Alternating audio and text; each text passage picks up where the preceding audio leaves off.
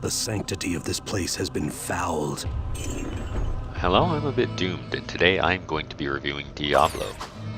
For full disclosure, Diablo was one of my favorite games as a kid and continues to be a blast to play today, though it is missing a few features that we consider standard of the genre. But we'll get to those later.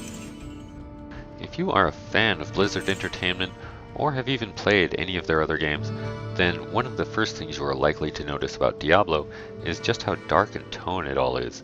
Its atmosphere is far more dark and foreboding than any other Blizzard games, including later Diablo games.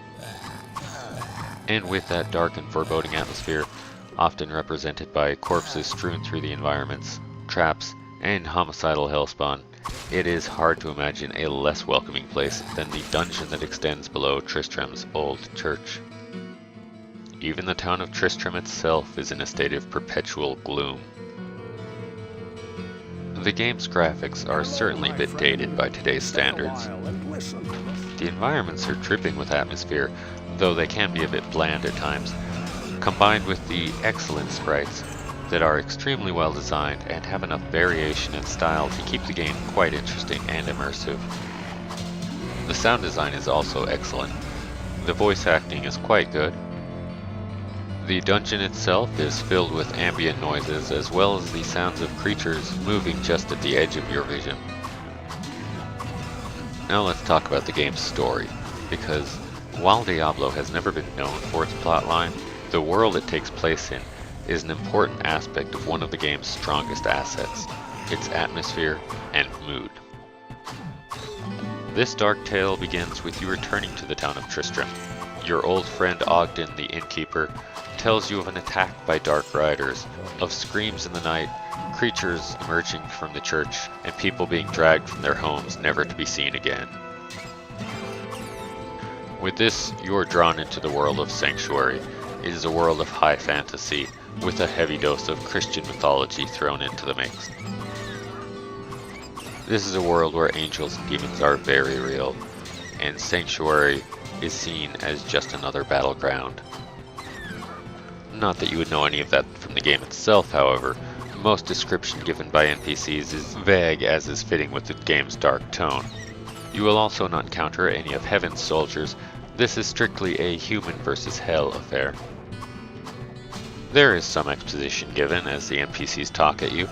You cannot respond, but most of the background is given in the game's manual. In my case, the game's manual was included on the CD as a PDF file. The gameplay consists of fighting monsters, collecting loot, and leveling up your character. You fight using an arsenal of medieval and fantasy weaponry, as well as a large selection of powerful spells.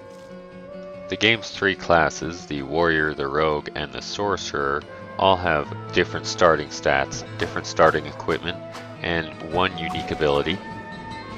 Though these characters are largely interchangeable, as with the prerequisite stats met, any class can use any weapon or cast any spell.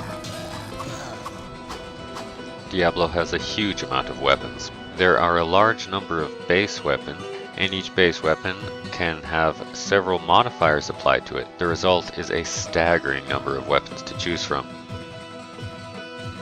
The combat is fast, responsive, and satisfying, if a bit repetitive.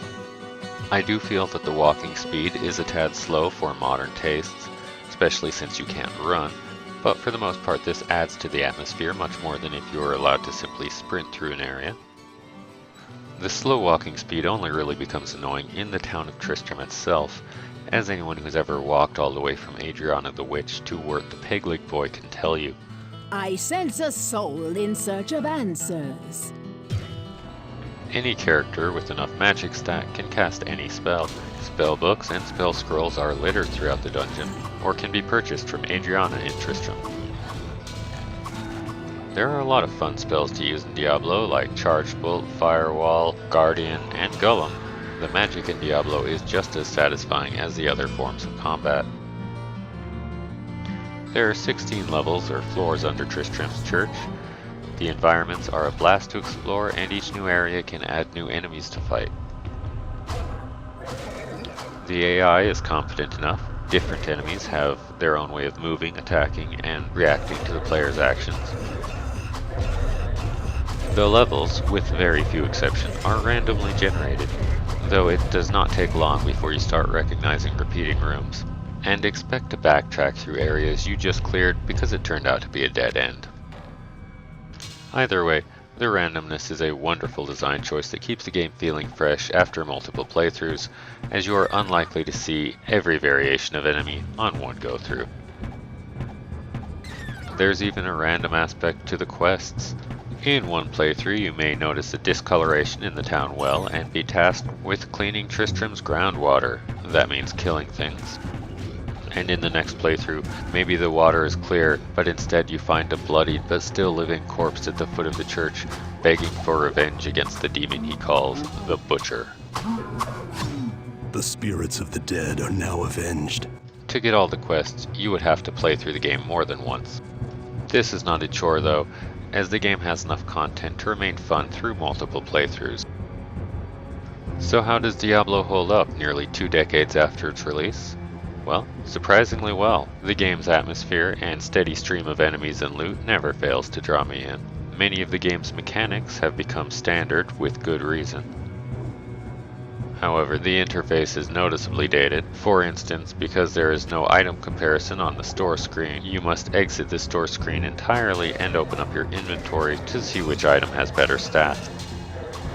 Getting Diablo to run on a modern system was not as difficult as I had anticipated. It takes about 1 second to install and ran fine without any special settings on my 64-bit Windows 7. Then I installed the latest patch, which broke Diablo's color scheme. Then, after installing another patch to fix Diablo's now broken color scheme, I was ready to play. In conclusion, Diablo 2 may have refined the mechanics and expanded the world, but the first Diablo is still a unique enough experience and fun enough experience to be worth returning to. Something Diablo does better than its sequels is a dark and foreboding atmosphere. If you're a fan of action RPGs, you really can't go wrong with Diablo. I could also recommend it to some horror fans for its blood-soaked atmosphere. What Black Sabbath is to metal, I feel Diablo is to action RPGs. It changed the landscape and created legions of new fans. If you're a fan of dark, action-packed games and can forgive a few less modern aspects, Diablo could be just what you're looking for. Once again, I'm a bit doomed. Thank you very much for watching my review of Diablo.